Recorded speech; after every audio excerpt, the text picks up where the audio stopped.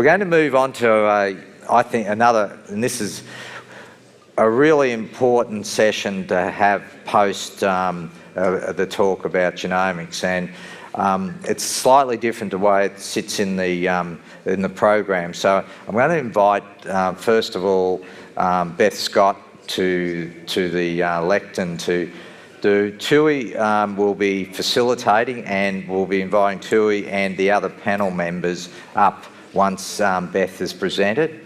There's a little bit of some logistics about transferring some lapel mics and so forth. So we'll introduce Beth, and then we'll move through this and then into the panel session. So Beth's a PhD candidate studying dairy genetics at La Trobe University.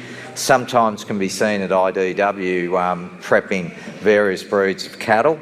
So I think once again, Beth's someone who's had a number of projects focused around the genetic contribution towards stillbirths and Jersey breed.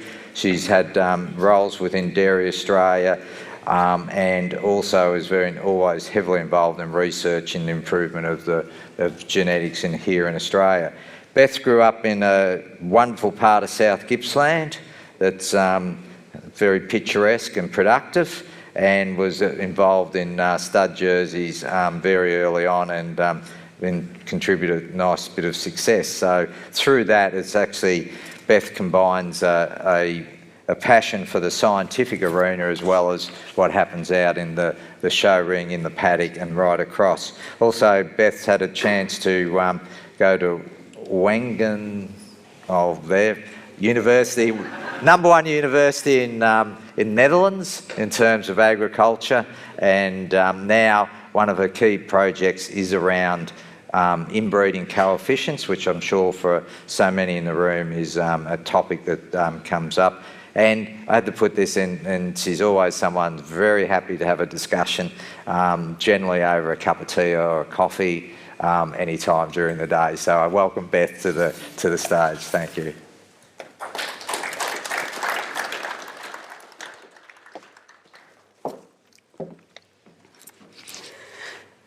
Thanks, Graham. So I originally started my PhD on optimising genomic selection. And as you sort of look more and more into it, you really start to notice, when do we acknowledge the trade-off between genetic gain and inbreeding? So it's been thrown around a fair bit today, and majority of the audience is quite aware of what genomic selection is, but it was introduced in 2011, developed by scientists in Melbourne, and we can now take a DNA sample of a calf and know that animal's performance. It's been able to increase the rate of genetic gain, and this has predominantly been achieved through the decrease in the generation interval. We are better able to select for traits with low heritability, such as fertility, which is quite exciting for Holstein, which has been acknowledged as a key trait of interest. And as covered earlier in today, we can select for new traits such as feed-saved, mastitis resistance and heat tolerance. But this has also come with an increase in inbreeding, which has been documented in multiple countries around the world. So what exactly has the impact of genomic selection been on the Australian dairy cow population? Because we know that this is quite like an exciting space, and it's really changed how every one of us in the room does our job. So part of my research, I looked at the genetic gain that we've achieved from 2000 to 2017. And we've been able to, so genomic selection was introduced in 2011, and in the national population, we saw that before genomic selection, we were getting about 1 BPI unit increase of genetic gain per year. And after genomic selection, that goes up to around 11. With the GINFO cows, I analysed those separately so we could really determine if GINFO, how different GINFO was to the national herd, and if we can use them to predict inbreeding. And they've gone from 5 to 15. And amazingly, and probably not unsurprisingly, we've doubled the rate of genetic gain in cows. But in bulls, this has pretty much gone off the charts.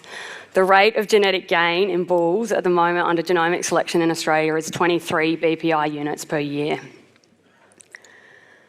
A similar story to Jersey's, where we see a sort of a 4 to 5 BPI increase prior to genomic selection, and a 9 to 11 BPI unit increase after genomic selection. And again, bulls have a higher BPI than the Jersey population. So this increase in genetic gain has been predominantly due to the decrease in generation interval. So if we look at this big driver of genetic gain, in Holstein since 2009 in the national herd, we've seen a decrease from the average age of the sire being around 8 years old when the daughter was born, down to around 5.5 years. And in Jinfo, they were a bit earlier adopters of genomic selection, and that's down to below 5.5 years of when that animal was born. So a greater adoption of genomic selection sees a decrease in this average age of sires. And Jinfo is slightly in front of the national herd. In Jerseys, in the national herd, we haven't actually seen much decrease in the average age of sires. In fact, Jerseys in the national herd don't use any more young bulls under genomic selection than what they did under the progeny testing scheme. In the Jinfo population, though, we are seeing an increased adoption in genomic selection. And then we do see that decrease in the average age of sires. But these drivers in genetic gain, we also see an increase in inbreeding, which, yeah, it's a bit of a blasé term to most people, but just to define it as simply as possible, it's a mating of related individuals. And in dairy cattle, it's unavoidable. Most, in fact, all dairy cows trace back to within 100 individuals within their breed or less. It can be measured in multiple ways. Pedigree inbreeding is quite inaccurate in Australia. We have very few animals with complete pedigrees. So to measure pedigree inbreeding accurately, you need at least 9 generations of pedigree inbreeding. And if I did that on my 15 million animals, I'd probably have not many left. So I used genomic inbreeding, but I had to use a subset of animals that had genotypes, which is predominantly Jinfo animals. So inbreeding has long-term impacts which often aren't accounted for in a breeding selection program. And it's the decreased ability to adapt to change and a decreased response to selection. So whether or not these animals, if you change the breeding value or introduce a new trait, whether these animals will be able to change their direction to increase genetic gain for that specific trait. But the short-term impact is this thing called inbreeding depression, and we observe that on farm. So why do we care about inbreeding depression? Just an example, using a production trait, we know that a 1% increase in inbreeding results in a 0.63 decrease in protein. So sorry for a little bit of a maths equation here. If we take the Jinfo Holstein cows, which have good data, really good data on production traits, so not really impacted by sort of lack of records. And we can see that over genomic selection, so from 2013 to 2017, we've been able to increase the genetic gain by 4.4 kilos for the protein ABV. But we've also seen an increase of 1.15% of inbreeding, which gives us a loss of 0.72 kilos of protein. So our net gain for protein under genomic selections for Jinfo Holstein cows is only 3.7 kilos. Now this is a trait that isn't as widely affected by inbreeding depression. Inbreeding depression is worse in traits affecting fertility and survival, and it's harder to measure in the Australian system due to data. So where does Australia sit with inbreeding, and how are we tracking in terms of our sort of subpopulations of the national herd and bulls? So in Holsteins, it's a bit hard to see by the eye, but inbreeding has increased in cows, but not as dramatically. Jinfo is tracking very in line with the national herd. But if we put the Holstein bulls on there, since 2011, we're now seeing a 1% genomic inbreeding increase per year of bulls registered for AI in Australia, which is quite yeah, phenomenal. It's in fact the highest in the world published. In jerseys, it's a bit of a different story. Everyone throws comments around jerseys are more inbred, but when you sort of look at the data, yes, they might be. Holsteins in the jerseys in the national herd have a little bit more noise in the data set because they don't genotype as regularly. So if you look at this orange line of Ginfo, it is increasing. And in the Jersey breed, we see a lot more ups and downs over the years. So this is predominantly, can be attributed to single bulls dominating the market and impacting where we sort of sit. But given the rate of inbreeding occurring in Jersey bulls is lower than what we're currently seeing in the bull Holstein population, and we know that drives our cow population. So how do we compare? If we look at Holstein cows, we're seeing sort of a 0.33% increase in inbreeding, genomic inbreeding per year. Whilst in the US, they've got a large data set, and they're only seeing a 0.29% increase in inbreeding. And how we differ from them is the US has implemented strategies to manage inbreeding at a national level using the net merit system, where the animals are penalised for being more related to the national herd. So focusing on top bulls will increase inbreeding. It's potentially to increase inbreeding. I've just got an example of jerseys, but you can whack some polled high BBI bulls in there to get the same analysis. But if you take the bull ID, it's actually quite hard to tell that these 5 bulls are quite related. And if you use any one of these 5 bulls, we know that there's 4 brothers, and if you whack the pedigrees on there as well, you can see that there's 2 full brothers, lots of Valentino, and they're all out of a Daffy. So without implementing strategies, it's likely to accumulate, especially if you're selecting for just top bulls or a specific trait, well, a single allele, sorry, so whether it be polled or something like that. So it's important to use different and diverse bulls, but it's also quite a complex problem, and it's quite hard for just one person to manage it successfully. So currently I might stand corrected, but from my understanding, no breeding company provides a genomic inbreeding calculation in mating programs. So where are we now? So we've been able to double the rate of genetic gain for BPI under genomic selection, which is pretty cool. And in Holsteins, we've been able to turn the direction of the fertility breeding value. Inbreeding has increased considerably, and in Holstein cows, it's really, in bulls, it's showing to be a big concern quite quickly. And Australia is lagging behind in sort of how we start to manage it. So we're sort of at the point now where inbreeding hasn't really affected our cow population to the extent that we can see it might be coming. So we're at a point where we can help sort of develop tools to manage it moving forward. And just a big shout out to majority of the farmers that here provide high quality data that we can use for this analysis. Thank you.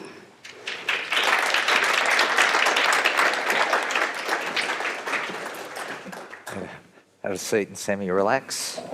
What a great start to introduce this panel, I think. A couple of warning bells, a couple of other bits of information there, but it's fantastic that we have it available to us so that with that, you can actually make some decisions and have some action. So I'm going to introduce the group. Thuy, who I think people have known for a long time, is the stakeholder relations manager at DataGene, and has been a senior research scientist and a community engagement manager at Agriculture Victoria.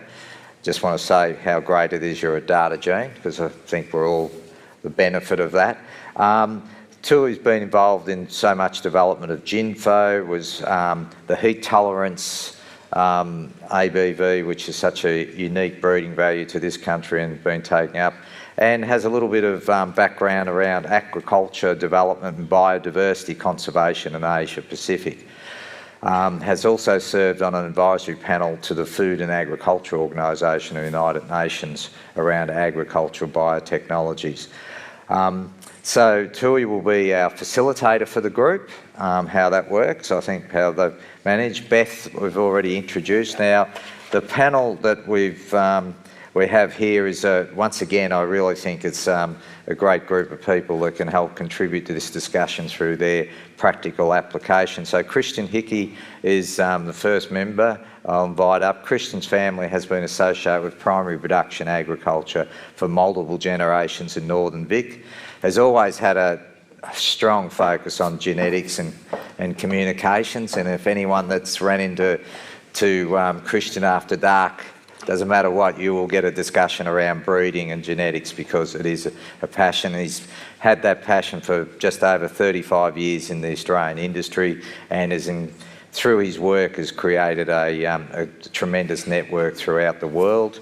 Has been, in the last 22 years, part of the National Herd Improvement as development as marketing manager, and has also served on NHI board, Data Genes Genetic Evaluation Standing Committee, and has always been a great contributor whenever there's genetics to be had.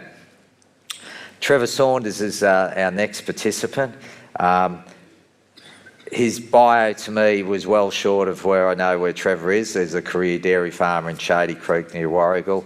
I think Trevor has been one of the really great proponents and supporters of the Jersey breed in many ways and forms. Not only does he run a tremendous operation and milks a large number of Jerseys, he's also over a period of time introduced many genetics into the country and in a manner that's allowed the whole breed to benefit. I think that can never be underestimated because I think people who are at the front of the line are the ones that actually help everybody else behind. The other part is that Trevor's been a great contributor to the Jersey breed over the decades. I don't know Ben. But also, he's also been involved in many other industry committees representing the breed, but also the wider interest of dairy farmers. So I welcome Trevor to the panel. And last but not least is Bruce Ronalds. Bruce has been involved now in the industry.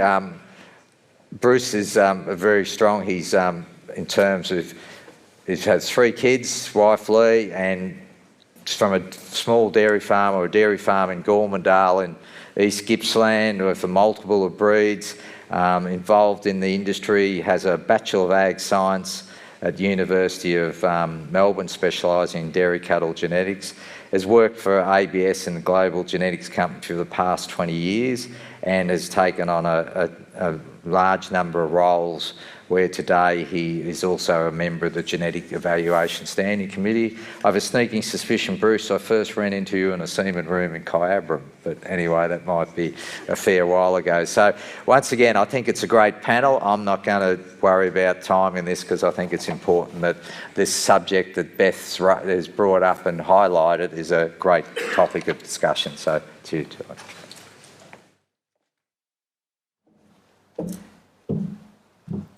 Thank you everyone, and Graham, Beth, thank you very much for sharing with us the findings that you found during your PhD. It's wonderful to see the journey that, a few years back at, I think, Herd 17, Beth was sharing with us her master findings on stillbirth in Jersey.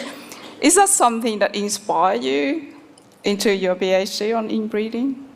Yeah, I think it definitely is I'm quite passionate about the Jersey breed, and when I did my masters, I found that that stillbirth in Jerseys is likely contributed by inbreeding, but it wasn't enough to conclusively be able to, one, have a genetic trait for stillbirth, but also we didn't have quite enough data to really drive it home. But I think inbreeding is quite sort of a complex problem, and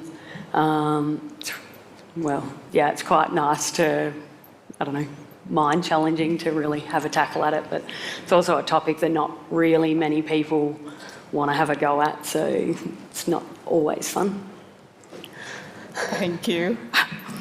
Well, so my first question to the panelists is, are you really surprised about what Beth has presented to us in the rate of inbreeding in Holstein and Jersey? And should we care about it? So Trevor, as a farmer, you wake up every morning, you have millions of things to worry about: milking, calving, feeding, etc., weather, bushfire, drought. Does inbreeding ever occur in your mind at all? So, Thuy, I just want to say, I think that's what you've done so far, Beth, is fantastic. I think it's in the mind of every farmer that cares about cows and breeding cows. I think it's been in the mind for a long time. And certainly for us, no, I don't think about it every morning when I get out of bed. It's about 4 o'clock and I think, why the hell am I doing this, as a general rule?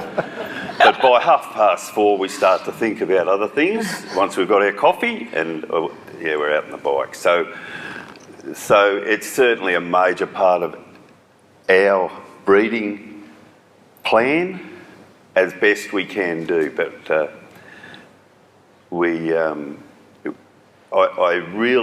I mean, it's a little hard to gauge what a general farmer would think about. I think that the people that care about breeding cows, definitely, it's something that the industry discusses at times. So I think it's very timely and well worth investigating, for sure. I have a bit more on it, but that's...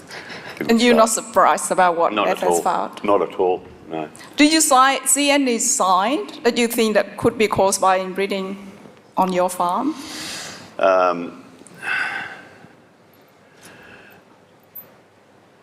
Only when you look at, you take into account what you've learned over the years, I guess, and then you look at the bull proofs, and the classic one is that one that Beth's just put up. Certainly for us as a Jersey breeders, but we hear the same from Holstein people. They have the same concerns. Go back to about 4 bulls. If you go back a few years ago, there was so the similar issue. So yes, it's look, we have. Until we get better information, I guess, and we'll hopefully talk about that, the last couple of years we've had to go overseas for a considerable percentage of our bulls to breed the type of cows we want, because we want production, hard-working production cows that are going to hold on to things. We don't want them to blow their udders, and we certainly don't want fluffy tails. So we just want working cows, and we have to go overseas to get a lot of those because we're at home severely impacted by the Valentino impact, and he's been a great bull, but he dominates the proof here extremely. So, thanks, Bruce. Sorry. From a bull company perspective, are you surprised? And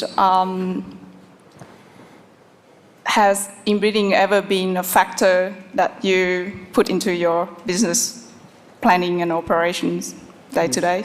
Yeah, thanks Beth for the presentation. I thought it was really intriguing to see some of the changes and growth in genetics as well as the inbreeding there. I'm not surprised at all.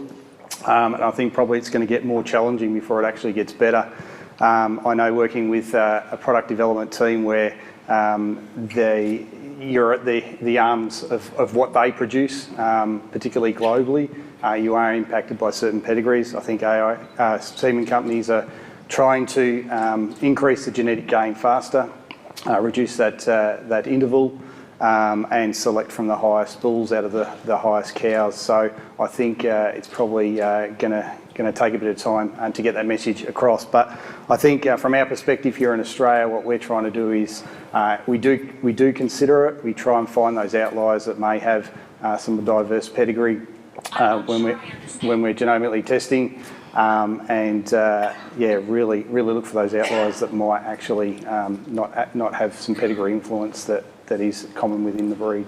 Yeah, that's great. You step into my next set of questions, but I also like a perspective from Christian as a service provider.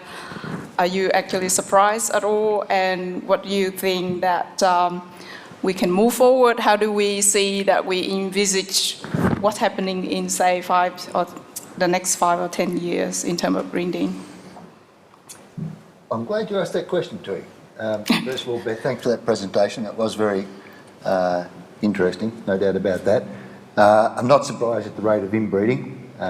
It's going to gather pace, I believe. But in relation to where I think we'll be in 10 years' time, I've actually gone to the effort of doing a bit of research. I actually recently travelled to the year 2030.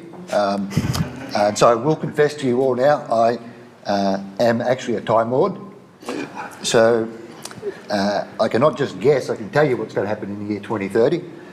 I would like to point out at this moment, Mitch Crawford out there, a vet from Rochester, Simone Jolliffe, said there was a questionable photograph of me floating around here somewhere earlier today that looked like it was taken 25 years ago. It was actually only a couple of weeks ago, before I went to the year 2030. I did have some trouble getting back in. I didn't have a COVID border pass to get back. It took quite a while. But you'll be pleased to hear that in the year 2030 I did stop off to watch Collingwood win their next grand final. Only 10 more years, brother. So in the year 2030, with the rate of inbreeding, there'll probably be about, I think it was 5,211 haplotypes identified by then. You're going to need a licence to breed replacement females. You know, animal ethics, animal welfare people will not be allowing you to breed females with haplotypes or severe inbreeding impacts, not just for your own profitability, but from an ethical point of view. So currently today, no one's going to buy a bull, no bull company's going to try and sell you a bull that's not genomically tested, and yet we're keeping replacement females out of cows that we're using herd recording information and parentage. You know, so by that time, there'll be so many haplotypes identified, so much inbreeding, every cow will have to be genomically mated to avoid doubling up in haplotypes, negative impacts on health traits, production traits, and they're all very important traits to, by the year 2030, the average herd size in Australia will be about 1,500 cows. That's a lot of dollars to a lot of people, or maybe not that many people, but those who haven't, that would be worth a lot of money. So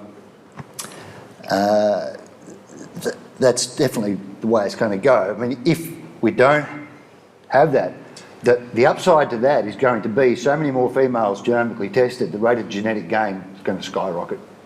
You know, and if we don't do that, if we choose not to do that, which I don't think we'll have a choice, we'll be milking cows with 12.7 legs. They have to be airlifted to the dairy to get milked. They'll probably give birth to quintuplets once every 11.2 years and give green milk, which may or may not be a bad thing, but it's probably going to kill pizza sales around the world. So that's what it looks like in the year 2030. Sorry it took so long to get back, everyone. Thank you, Christian.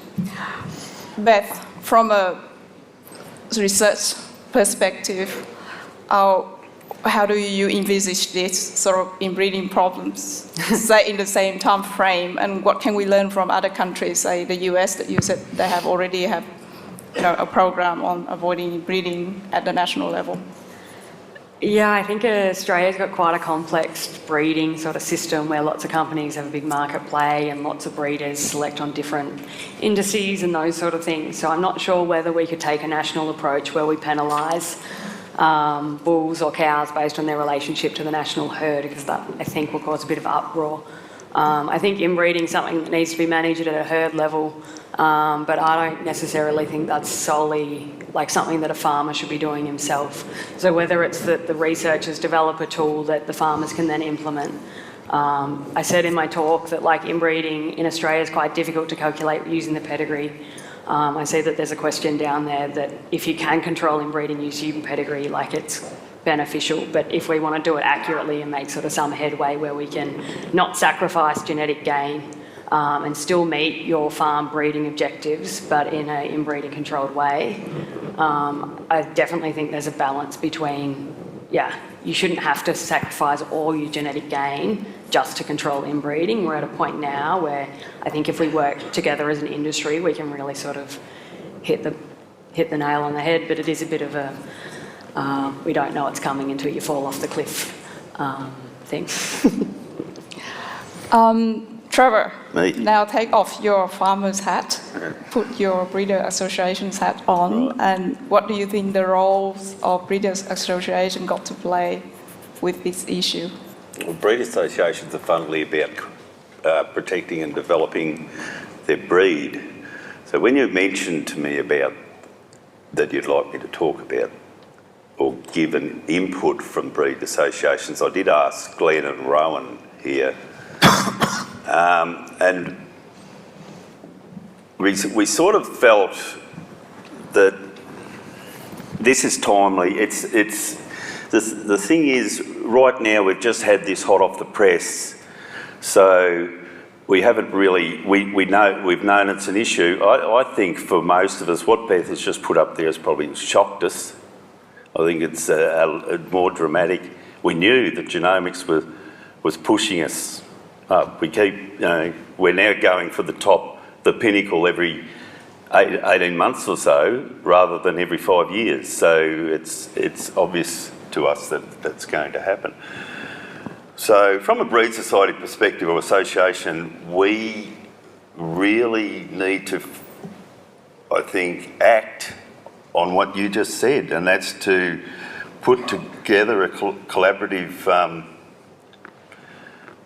or put a collaborative effort together to build a strategy. I think one of the things we need to is we need to put a cost on it. I mean, we've got a couple of things here, but if we can everything works much more effectively. It's much easier to sell the message if you have a cost on it. I think it's important to remember with farmers that while 25% or so of us as farmers, and everyone in this room that's a farmer is in that group, we care about our cows, we care about our mating programs. There's a big group out there that use these guys. A lot of them wander in the day before or the day after they start joining and say, we want some semen, put something together for us. So it's not just about, it's a whole industry thing, isn't it, Christian? It's not something that's just us. So from a breed society perspective, definitely keen to figuratively sponsor a get together or to develop a group to work on it, and to build a strategy to combat it and to come up with tools to work through it, such as what Anthony suggested yesterday about putting it on DataVat for putting it, which is a great idea. But certainly we need to get money. We need to put a cost on it and try and identify which areas are affected. We sort of say we think it'll be inbreeding, we think it'll be vigour, vitality, but put a cost on it. Yeah, when you mentioned the word DataVat, my goosebump come up. I shouldn't ask you any more questions. Bruce, heard my colleague, he's not here today, but he has a question about, given that we import lots of bulls, how much control do we have over inbreeding? So as a bull company, do you have a control of what we can import? Yeah, I think using the world, I mean, we've got now access to bulls right around the world, not just the US. There's other countries that we're testing bulls within our own company. We're testing every single bull that we purchase on the Australian system to try and find outliers, to try and find outcrosses, and certainly find some other key bulls that might be usable for the industry here. Yeah, definitely. Another question from a member of the audience. The Genomic program have prevent inbreeding in dairy herd. Are you aware of Genomic program? Anyone in the panel? There are some genotype mating programs out there now. There'll be more in the future, which I understand do incorporate the loss of production from inbreeding at certain levels, do screen for haplotypes, etc. We know about 5, whatever it is, 7 now in the Holstein breed today. It's going to be a lot more in the future. To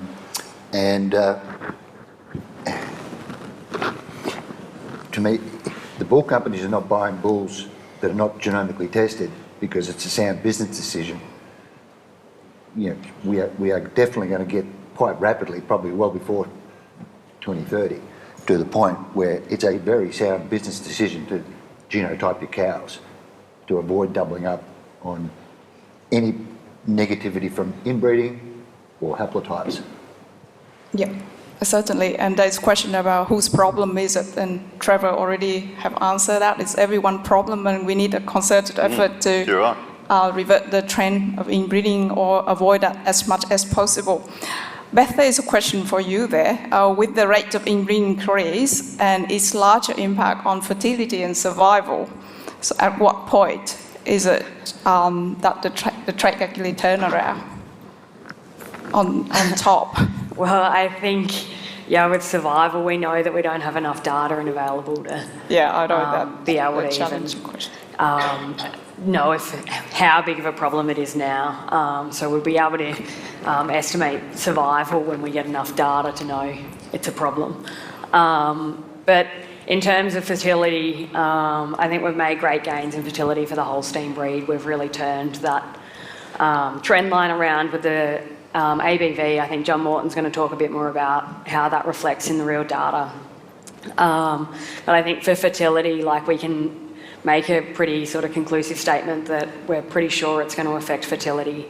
In Jerseys, we're seeing a decline in the fertility in ABVs, and we do need a bit more data to be able to determine whether that's fully reflected in the breeding objective and how we can then use fertility and inbreeding to calculate that quite accurately. Thanks. Last question in the interest of time, Bruce. There's a question there I probably will ask you. Do you think farmer is prepared to, take an outcross bull with lower index level? I hope so. I think in some cases there are some that won't, some that aren't willing to take that step as yet. And I think with the research that's come out there, I think, and I'm hoping that will actually change. And I hope that we can do our part to actually encourage people to use a more outcross sire that may not be at the levels of some of the other bulls, but can be used to help benefit them. Yeah, thank you. It's about time, and thanks, Beth, and good luck with the rest of your PhD journey, and thank all the panelists for sharing your thought and idea in very deep, timing topic. Thanks, everyone.